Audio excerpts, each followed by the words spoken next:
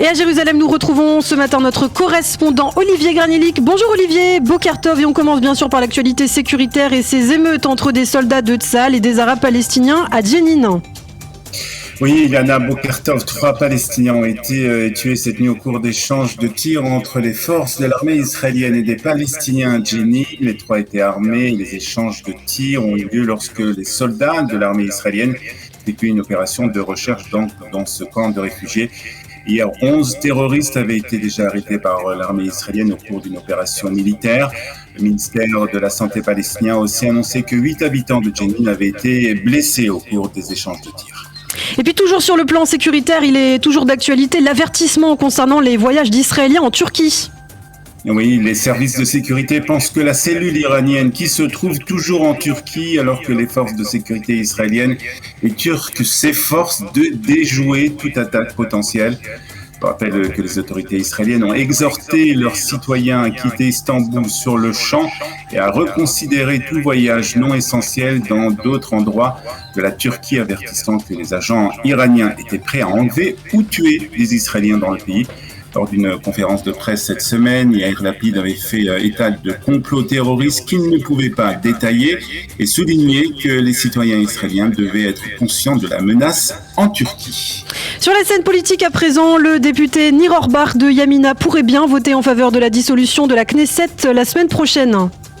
Oui, cela inquiète beaucoup Naftali Bennett et Yair Lapid qui ne savent pas quoi faire pour stabiliser l'actuelle coalition. Le député a déjà annoncé cette semaine qu'il ne voterait plus avec la coalition jusqu'à nouvel ordre.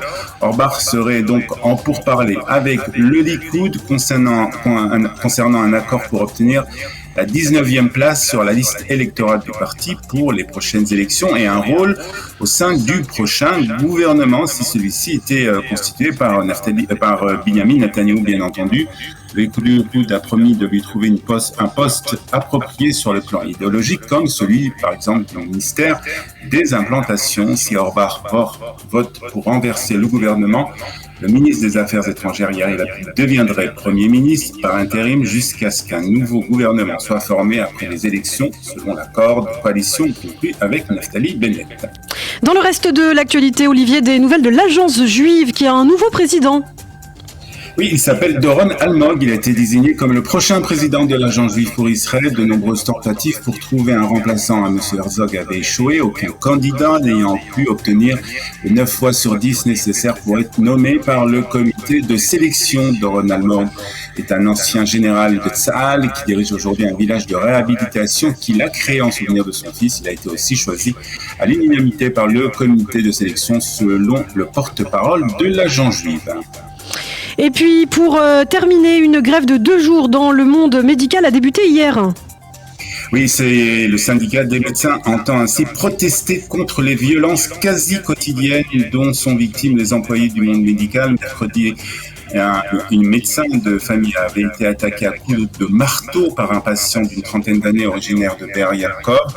Il a été blessé à la tête et à un bras cassé. Les médecins employés du monde médical s'étaient mis en grève déjà il y a un mois. Le chef de la Histadrout, Arnon Bar-David, a indiqué soutenir le mouvement du personnel médical. Il a affirmé aussi que si les décisions concrètes n'étaient pas prises immédiatement, la Histadrout décréterait une grève de 10 jours dans tous les secteurs publics afin de dénoncer les violences à répétition dont sont victimes tous les employés de la fonction publique.